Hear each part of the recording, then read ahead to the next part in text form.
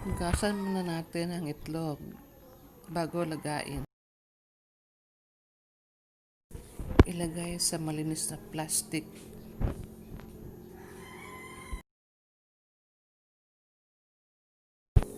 Ilagay na sa kaldero at talian ito.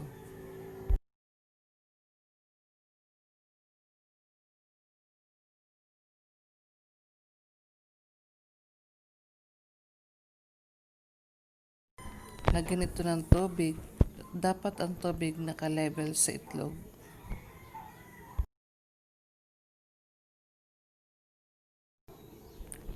Umpisa na ang paglaga ng itlog. Ito na, luto na ang itlog. Tanggalin sa plastic, ilagay sa malalim na lalagyan. At pagkatapos, lagyan ito ng tubig. Para mamaya pag balatan, hindi na siya mahirap tanggalan. Kasi hindi na mainit.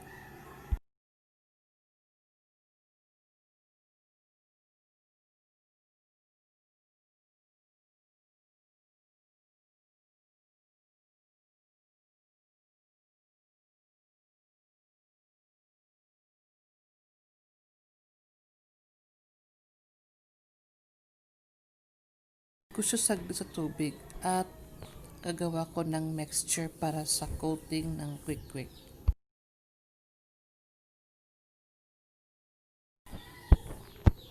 Lagyan ko siya ng powder black pepper kasi mas gusto ko yung medyo maanghang.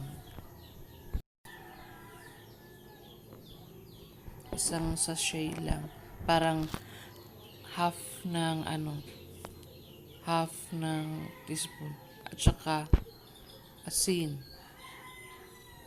konting asin. Pwede rin nagdagan ng asin kung gusto niya na medyo maalat-alat ang niya, balot ng itlog. Harina o flour. Sa paglagay ng flour, pwede konti-konti lang para ma-adjust kung or matansya mo yung paghalo. Para naman hindi mo sayang ang harina or flour. Tapos i-mix-mix lang siya.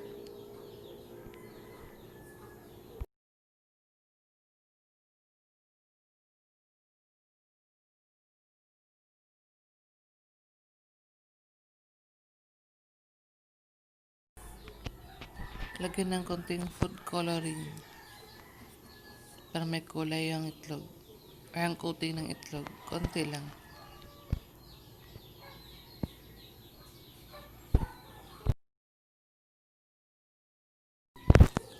At lagyan na ng tubig. Dahan-dahan lang sa paglagay.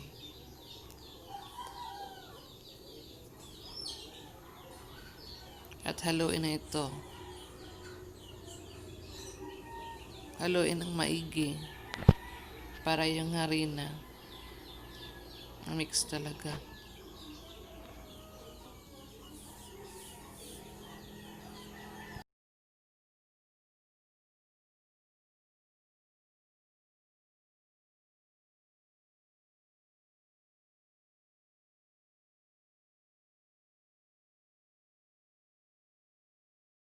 Lagyan ko pa ulit ng harina or flour.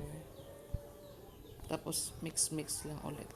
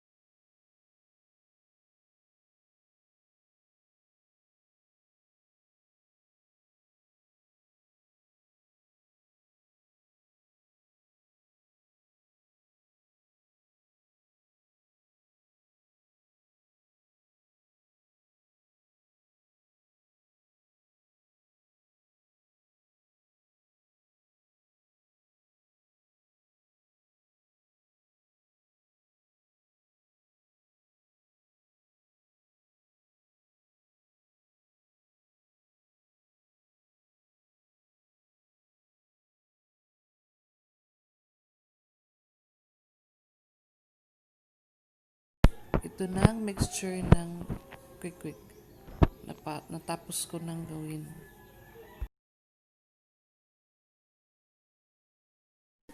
Nabalatan ko na ang lahat ng mga itlog. Talagay ko sa harina. Lagyan na ng harinang buong itlog. Para mamaya pag i-dip sa mixture, kakapit talaga.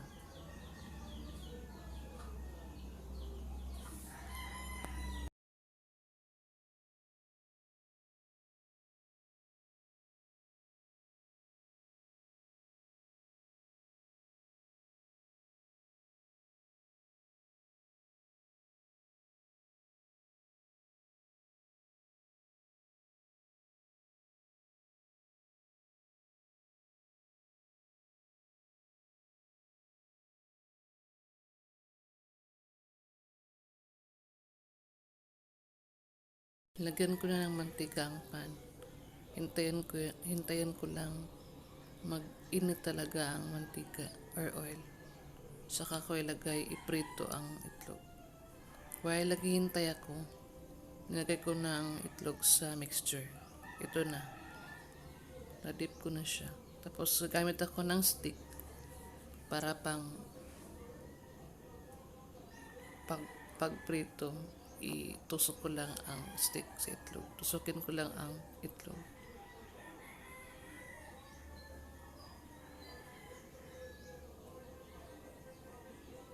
Okay na, start na ako magluto kasi mainit na ang mantika. Ito na. Lagay ko na ang itlog. Gamit ang stick.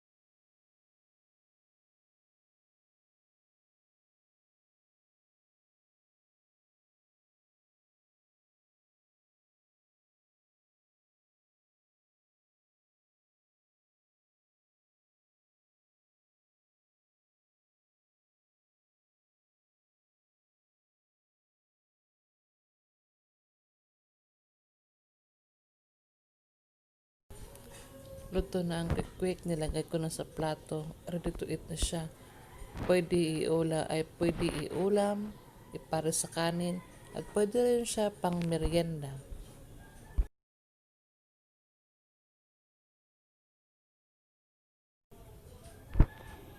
Pares ko sa quick ay pipino or cucumber na may suka. Pwede rin cheese powder at sauce. Pero mas gusto ko pipino at suka. Guys, salamat sa panonood, sa suporta. Please like and comment and subscribe. Elays Kitchen. Thank you. God bless sa lahat. Bye-bye.